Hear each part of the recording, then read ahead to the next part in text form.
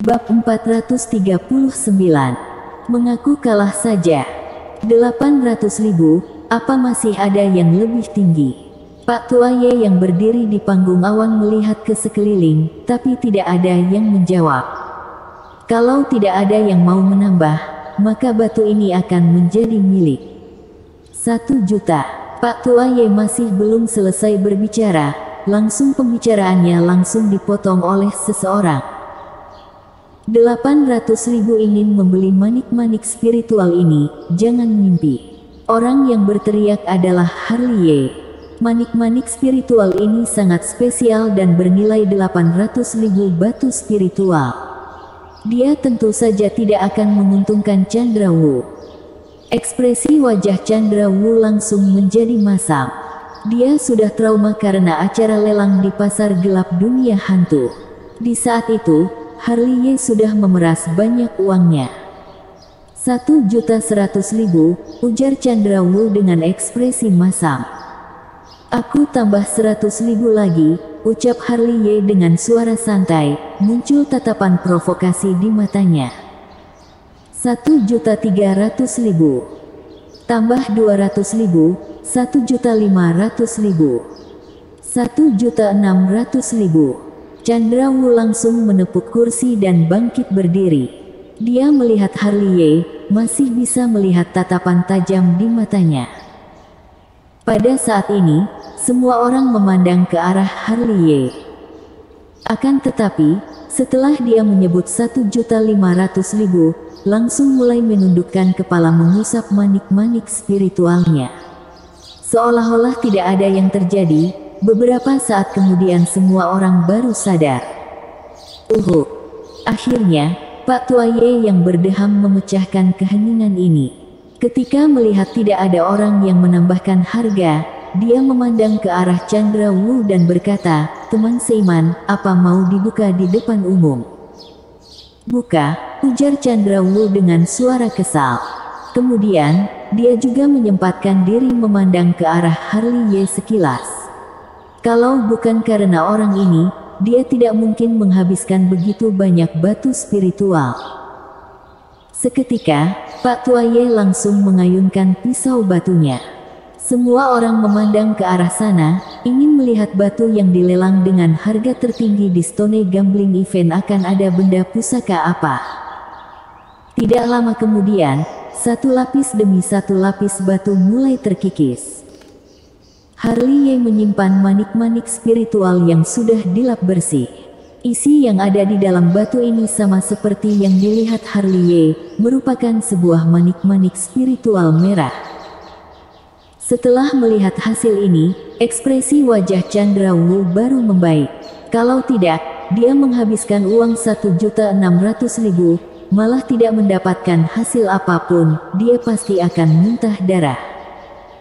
Selanjutnya, acara lelang berlangsung dengan meriah. 100 buah batu secara beruntun berisi benda pusaka yang membuat mata senior tua alam langit semu berbinar. Ekspresi Pak Tua Ye yang menjadi masam. Awalnya, dia mengira batu-batu ini tidak akan berisi benda pusaka, barulah dikeluarkan untuk lelang. Siapa tahu, secara beruntun berisi benda pusaka. Ini sebuah kerugian besar bagi kota kuno Tianlong. Aneh sekali, komat kamit Pak Tua Ye, kemudian mengambil sebuah batu ke atas panggung awam.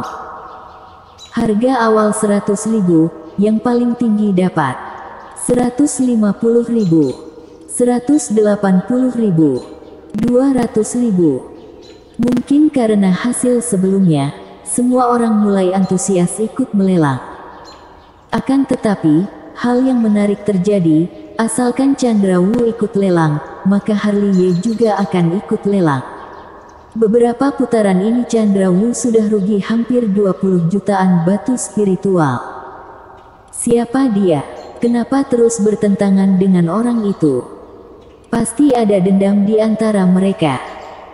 Tapi, beberapa batu yang dia lelang rata-rata berisi benda pusaka, membuatku merasa sedikit iri. Setelah mendengar pembahasan ini, ekspresi wajah Chandra Wu semakin masam. Dia tidak bodoh, tentu saja mengetahui Harley Ye sengaja mempermainkannya. Kalau tidak, dari begitu banyak orang, kenapa selalu mengincarnya? Setelah acara lelang ini, aku pasti akan membunuhmu. Chandra Wu mengepal erat kepalan tangannya, tatapan mata juga sangat tajam. Harley Ye menganggap semua ini adalah hal yang biasa, dia tetap menundukkan kepala mengusap manik-manik spiritual. Desi yang ada di sampingnya, sudah beberapa kali meliriknya. Harley Ye berkali-kali bertentangan dengan Chandra Wu, membuat dia semakin percaya.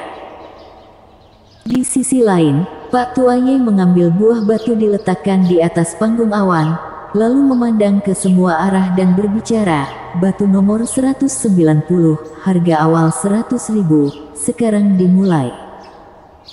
Harley Ye yang sedang mengusap manik-manik spiritual mendengar batu nomor 190, barulah perlahan-lahan menengadahkan kepalanya. Dari kejauhan melihat batu ini, Harley Ye masih bisa menerawang bahwa di dalam batu itu ada sebuah patung kayu tanpa kepala. Apakah batu ini yang memiliki patung kayu itu? Master Tai memandang ke arah Harley Ye. Harley Ye menganggukkan kepala, lalu menambahkan, aku ingin batu ini. Mengerti, aku tidak akan rebutan denganmu. 110.000, 150.000. 200.000. Pada saat mereka bertiga sedang membahas, orang-orang sudah mulai melelang, tapi hanya ada beberapa orang saja. Seolah-olah mereka tidak begitu suka dengan batu ini. 300.000. Akhirnya Harley Ye menambahkan harga sebanyak 100.000 batu spiritual. 400.000. Tidak lama kemudian, ada orang yang menambahkan harga. Orang itu membuat Harley Ye tidak berdaya, karena orang itu adalah Binu Sangguan, keluarga Sangguan daerah Gunung Timur dinasti Dacu. Milikmu. Harley Ye menyerah. Bukan dia tidak mau batu ini, melainkan tidak perlu bersaing dengan Binu Sangguan. Karena pihak yang diuntungkan pasti adalah kota kuno Tianlong. Pada saat Harley Ye menyerah, dia sudah memutuskan setelah Stone Gambling Event, langsung pergi mencari Binu Sangguan. Pelelangan batu 190 berlangsung sangat cepat, langsung dibeli oleh Binu Sangguan dengan harga 400.000 batu spiritual. Buka di depan umum, jawab Binu Sangguan sebelum Pak Tua Ye bertanya. Pak Tua Ye juga tanpa basa-basi langsung mengayunkan pisau batunya. Semua orang melihat satu persatu lapisan batu terkikis, tapi ketika batu masih berukuran buah semangka masih belum memancarkan cahaya silau dan fenomena aneh. Saat ini semua orang sudah merasa kasihan dengan Binu Sangguan. Sudahlah, kamu pasti rugi. Tom Situ yang duduk langsung mengolok Binu Sangguan. Diam, marah Binu Sangguan. Ekspresi wajahnya sangat murung, meski 400.000 batu spiritual tidak termasuk banyak, tapi rasa malu itu yang tidak bisa diterima olehnya. Krak. Kemudian, terdengar suara retakan dari panggung awan. Batu berukuran buah semangka langsung retak ketika disentuh satu jari Pak Tua Ye. Lalu, ada sebuah benda yang jatuh dari dalam batu, untung saja ditangkap langsung oleh Pak Tua Ye. Benar ada benda pusaka. Semua orang merasa kaget. Apa itu? Seperti patung, tapi kenapa tidak ada kepala? Patung kayu. Binu Sangguan memandang patung kayu yang ada di tangan Pak Tua Ye dengan ekspresi wajah kaget. Awalnya dia merasa bahagia ada benda di dalam, tapi setelah melihat patung kayu tanpa kepala ekspresi wajahnya langsung canggung. Pak Tua Ye yang ada di panggung awan juga tercengang. Meski ada benda aneh yang keluar dari batu, dia tidak pernah berpikir akan ada patung kayu di dalamnya, dan sebuah patung kayu tanpa kepala. Pak Tua Ye yang merasa heran terus memerhatikan patung kayu itu. Ukiran patung kayu ini sangat rapi dan terlihat sangat hidup. Bisa dilihat, pemahat kayu sangat teliti, hanya saja kenapa tidak ada kepala. Ada tulisan, Pak Tua Ye melihat dua kata yang terukir di bawah patung kayu itu. Pak Tua Ye langsung membaca, Harley Ye. Bersambung. Bab 440. Harley Ye. Harley Ye. Semua orang mendengarkan Pak Tua Ye membacakan dua kata ini sambil menggenggam patung kayu. Harley Ye. Meski suara Pak Tua Ye sangat kecil, nama ini langsung tersebar luar ke seluruh telinga semua orang. Harley Ye. Kenapa nama ini sangat familiar? Bodoh, tentu saja sangat familiar. Orang yang mengalahkan tubuh Xuan Ling tak terkalahkan di pertandingan 3 sekte wilayah selatan dinasti Dacu itu bernama Harley Ye. Oh, pantas saja begitu familiar. Tapi, kenapa patung kayu ini terukir nama Harley Ye? Mungkin hanya nama yang sama saja, tidak perlu kaget. Kebetulan sekali, setelah melirik panggung awan sekilas, Stanley Wu dan Master Tai serentak menatap ke arah Harley Ye. Iya, kebetulan sekali, jawab Harley Ye, tapi tatapan matanya tetap tertuju pada patung kayu yang ada di tangan Pak Tua Ye.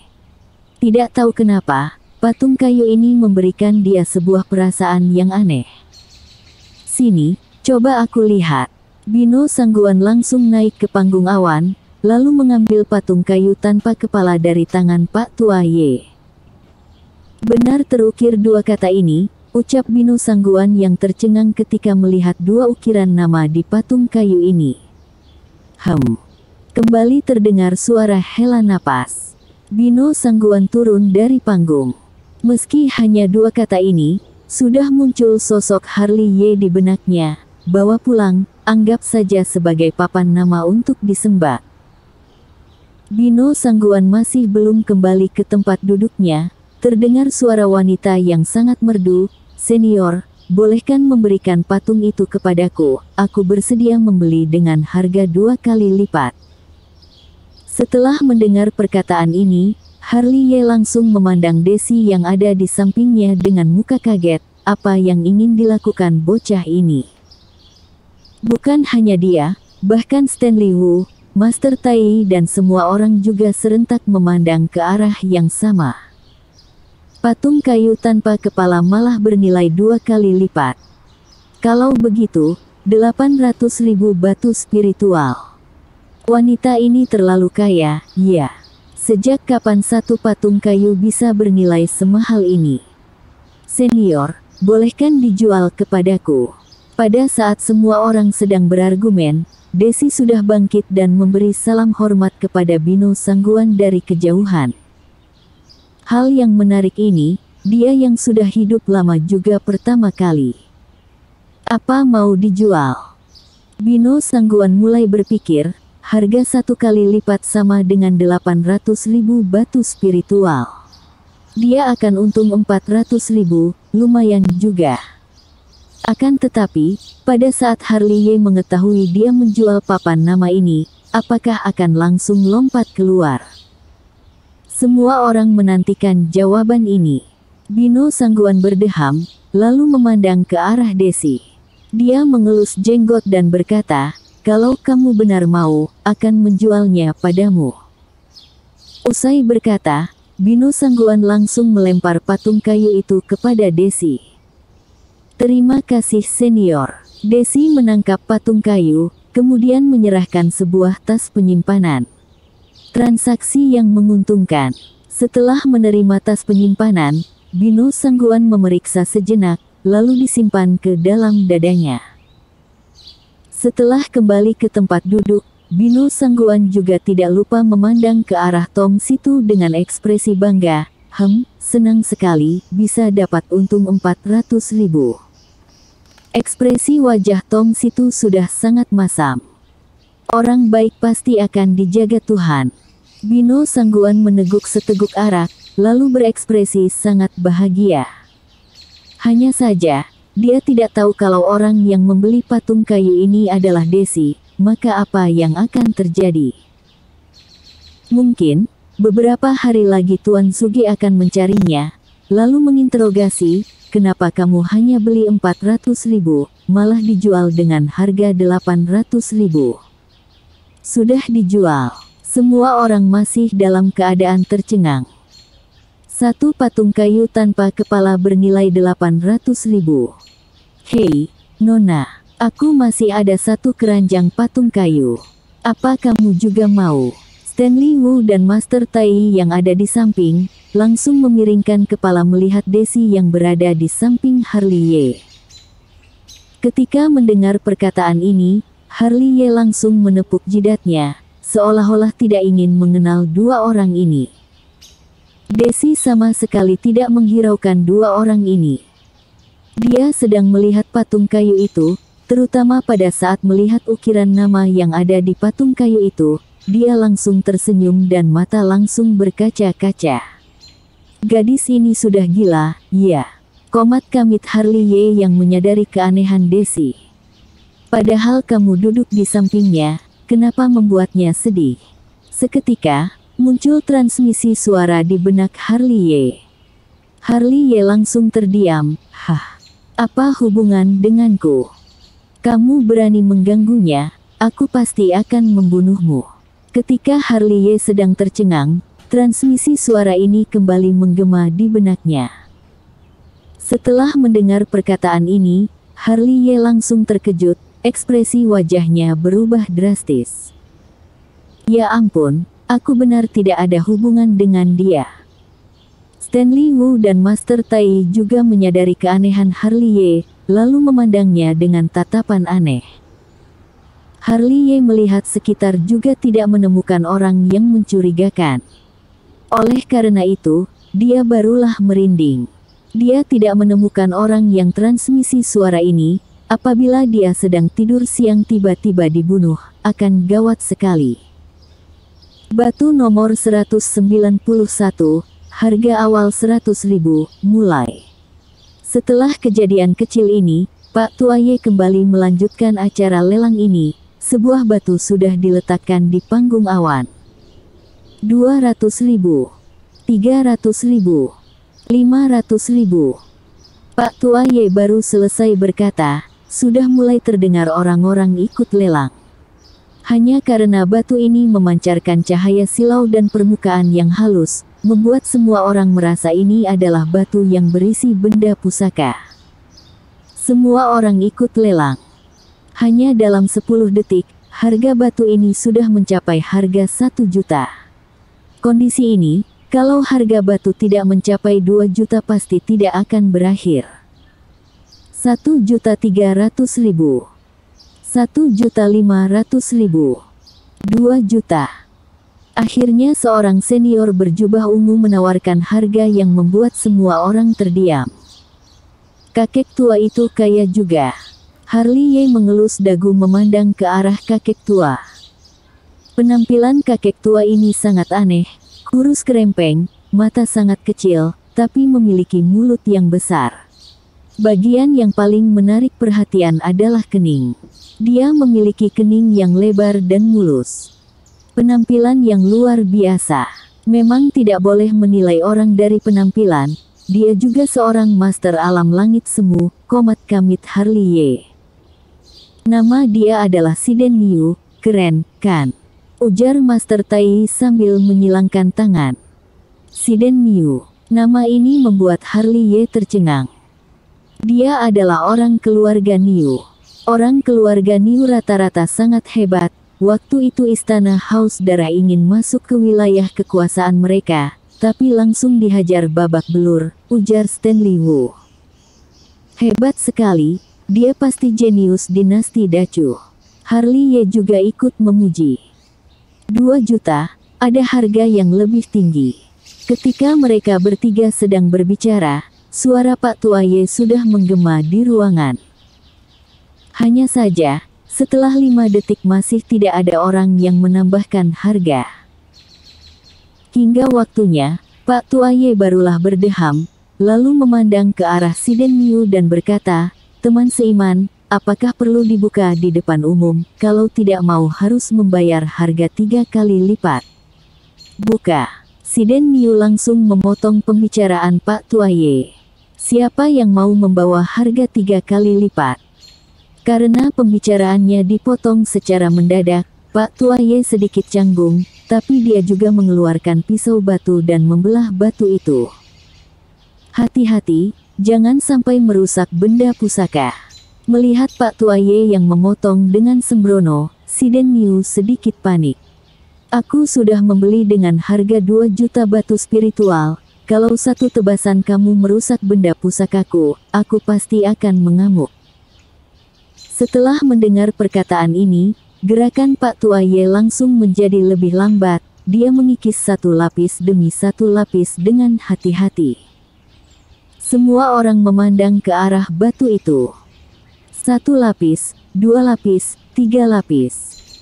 Ketika ukuran batu ini sudah berukuran botol arak, semua orang mulai serius melihat.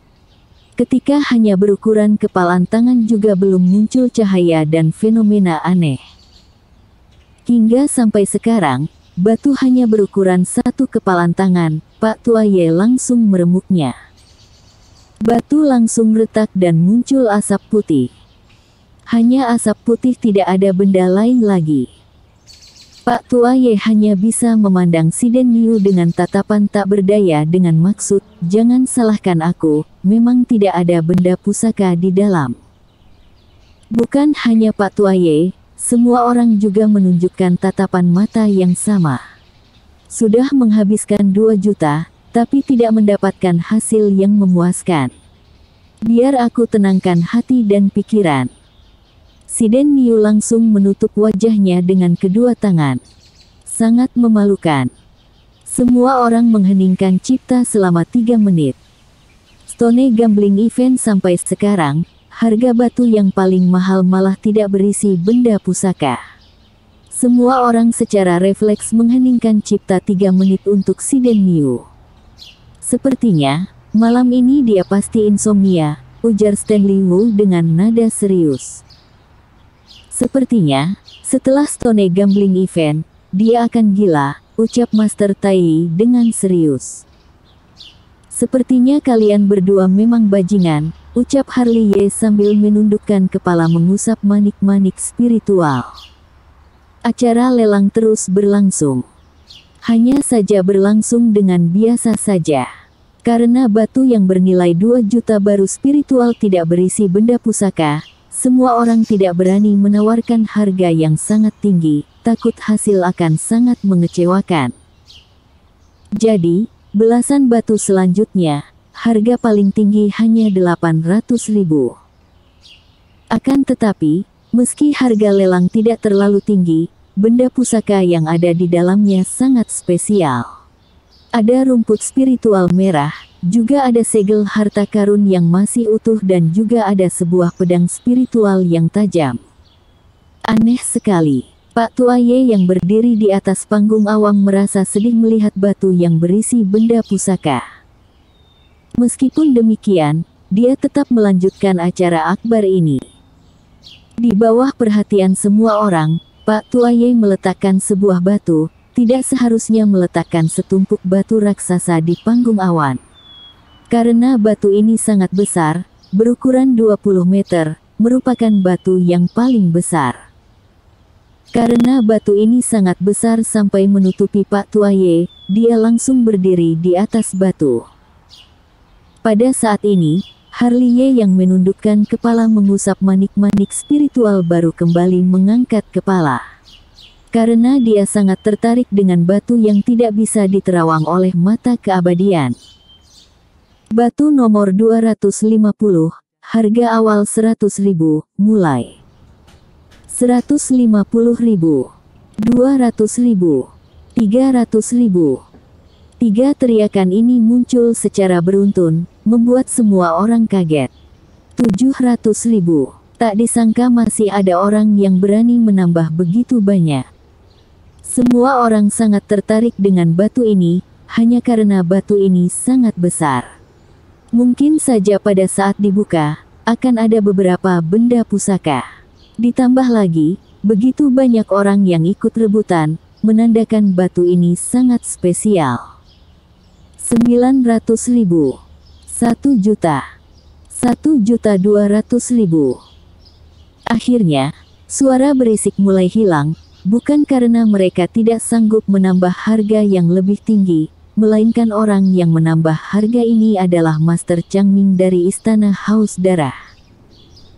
Setelah mendengar nama Istana Haus Darah, semua orang pasti akan merinding, kalau bukan terpaksa, tidak ada orang yang ingin memiliki hubungan dengan pihak kuat ini. Melihat semua orang diam, Pak Tuaye barulah melihat kondisi sekitar dan bertanya, apa ada harga yang lebih tinggi? Lewat beberapa saat, tidak ada orang yang menambahkan harga. Melihat kondisi ini, Pak Tuaye berdeham, kalau begitu 1.300.000. Lagi-lagi Pak Tuaye masih belum selesai bicara langsung ada yang memotong pembicaraannya. Orang yang menambahkan harga adalah Harley. Dia harus mendapatkan batu ini meski harus melawan orang Istana Haus Darah. Dia yang mendadak menambah harga membuat semua tatapan mata tertuju padanya. Karena dia bukan sedang berebutan barang dengan Master Changming, melainkan berebutan barang dengan Istana Haus Darah. Melihat Harley menambahkan harga, Master Changming yang duduk di gumpalan awan langsung melirik Harley sekilas lalu berkata, 1.500.000. 2 juta. Harley tanpa berpikir panjang langsung menambahkan harga. Master Changming langsung kewalahan dengan tambahan harga Harley. Tapi, Master Changming adalah orang Istana Haus Darah, tidak akan takut pada Harley. 2.100.000. 3 juta. PPF. Karena penambahan harga Harley terlalu tinggi, Stanley Wu dan Master Tai yang ada di samping langsung menyembur arak yang ada di mulut mereka. Dia hebat sekali. Seketika, suasana menjadi heboh dan meriah. Dia pasti tuan muda keluarga bangsawan. Hebat sekali. Bisa melawan Istana Haus Darah. Hei, apa kamu tahu sedang berebutan barang dengan siapa? Ekspresi wajah Master Changming langsung menjadi jelek, tatapan mata sangat tajam. Aku tahu, tapi aku ingin mendapatkan batu ini, ucap Harley sambil tersenyum. Setelah mendengar perkataan ini, tatapan mata Master Changming semakin tajam. Dia menggunakan metode rahasia untuk melihat status Harley, tapi gagal. Ketika ekspresi wajah Master Changming sangat masam, mendadak menggema suara yang tegas, Changming cilik.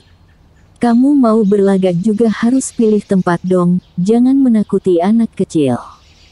Changming cilik. Mendengar panggilan ini, semua tatapan mata tertuju pada satu tempat, seorang tetua Istana Haus Darah Alam Kongming malah dipanggil dengan panggilan ini. Baik. Seketika menjadi pusat perhatian semua orang. Orang itu duduk di sana sudah sangat menarik perhatian, karena dia memiliki badan yang kekar. Ketika Harley menoleh ke arah suara, dia langsung kaget dan bibirnya terus berdenyut. Orang itu bernama Mayu, merupakan preman wilayah Siling. Master Tai mengetahui segala hal, hanya melirik sekilas sudah langsung bisa mengetahui status orang itu. Apakah dia ayahnya Tedo? Harley melirik sekilas, kemudian muncul perasaan yang aneh. Melihat postur tubuh Mayu yang besar ini, mungkin satu tamparan sudah bisa langsung membunuhnya. Semua orang memandang ke arah Mayu, dia malah seolah-olah tidak ada yang terjadi, hanya duduk bersila, lalu meneguk segelas arak. Badannya yang kekar itu membuat orang merasa takut. Changming yang dipanggil Mayu dengan panggilan itu, ekspresi wajah langsung masam. Meski tidak senang, dia juga tidak berani langsung melawan. Seolah-olah sudah mengetahui status dan kekuatannya. Kalau saja orang hebat, mungkin akan dibunuh mati.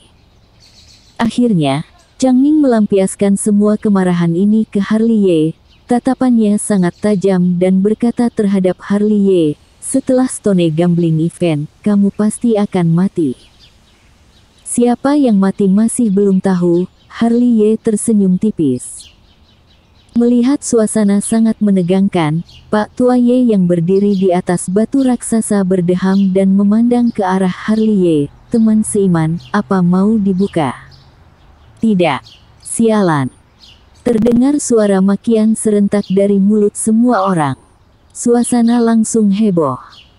3 juta batu spiritual malah tidak mau dibuka di depan umum, berarti dia harus bayar 9 juta batu spiritual. Bahkan sekte saja tidak berani membayar batu spiritual yang sebanyak ini. Siapa dia sebenarnya? Jangan seperti ini dong. Stanley Wu dan Master Tai langsung menghentikan Harley Ye. Aku bersedia mengeluarkan seluruh kekayaanku. Harley Ye menghela napas. Semua ini karena keanehan batu raksasa yang tidak bisa diterawang menggunakan mata keabadian. Hanya 1 poin ini sudah bisa membuktikan seberapa spesial batu ini. Harley Ye merasa ada benda pusaka di dalamnya dan benda pusaka yang sangat berharga. Kalau sudah memastikan ada benda pusaka di dalamnya, Harley Ye tentu saja tidak akan memperlihatkannya kepada semua orang. Karena akan gawat kalau menjadi incaran semua orang. Jadi, dia bersedia mengeluarkan seluruh kekayaannya. Pak Tua Ye yang masih berdiri di atas batu raksasa dalam kondisi tercengang. Dia sama sekali tidak menyangka Harley Ye memilih membayar 9 juta juga tidak mau dipotong di depan umum. Kemungkinan juga tidak ada benda pusaka di dalam batu raksasa ini, komat kamit Pak Tua Ye sambil melihat batu yang dia injak sekarang. Senior, Harley Ye terbang dan memberikan tas penyimpanan kepada Pak Tua Ye. Bersambung.